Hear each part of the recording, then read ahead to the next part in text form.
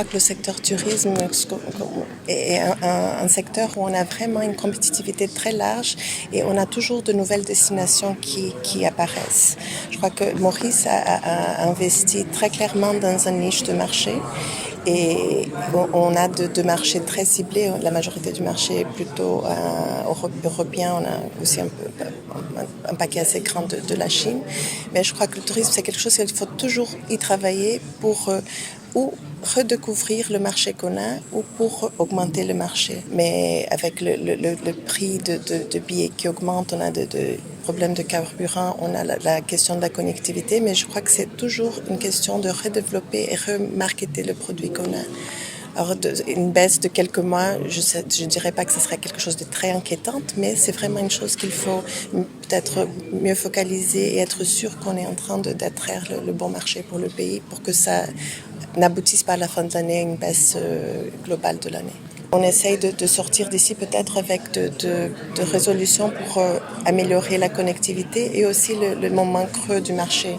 Parce qu'on a des occupations très larges pendant la haute saison et ça c'est un problème général de notre région, c'est de comment être sûr que de plus en plus on arrive à remplir le mois creux de nos destinations.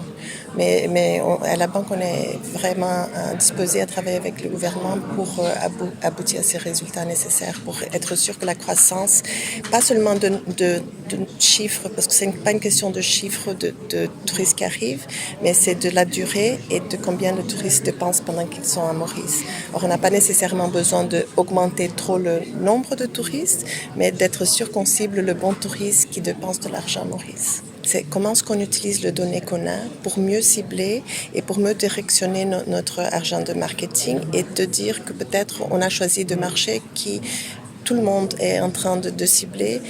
Pour le marché de la Chine, je sais que Maurice a fait très bien en comparaison à d'autres pays où on travaille. Mais est-ce qu'il y a d'autres marchés potentiels qu'on n'a pas encore abouti à voir?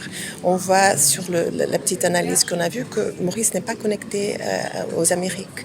C'est très difficile de venir ici d'Amérique. Je crois que la chose la plus importante, c'est de comprendre qu'on a deux marchés différents et deux produits différents. Et le produit séchellois et le produit mauricien et le produit de Madagascar n'est pas le même. Mais pour qu'on puisse grandir ensemble, augmenter ensemble, il faut que tout le monde soit conscient de ça et qu'on puisse travailler ensemble pour que un touriste vienne faire du tourisme plage à Maurice, mais qu'il aille à Madagascar pour faire le côté nature. Comme ça, on bénéficie les deux. Quand on parle du marché séchellois, on parle d'un nombre de tourisme qui est beaucoup plus petit que celui de Maurice. Alors, une augmentation un pourcentuel est élevée, mais on parle d'un nombre beaucoup plus bas de touristes, mais qui dépensent beaucoup plus. Alors, à nouveau, c'est un choix stratégique. Est-ce que le modèle que Maurice a créé, qui a marché jusqu'à maintenant, devrait être repensé ou ajusté pour être vraiment en phase avec aussi le millénial qui arrive, qui cherche des expériences plus authentiques, qui n'ont pas nécessairement la volonté d'aller dans un all-inclusive resort. Est-ce que c'est ça le marché qu'on va amener pour le futur? Alors, je crois que pendant ces 2 jours, ce sont tous des sujets qu'on devrait discuter pour redessiner quel est le plan pour les prochains 5 ans de nos pays dans l'océan Indien.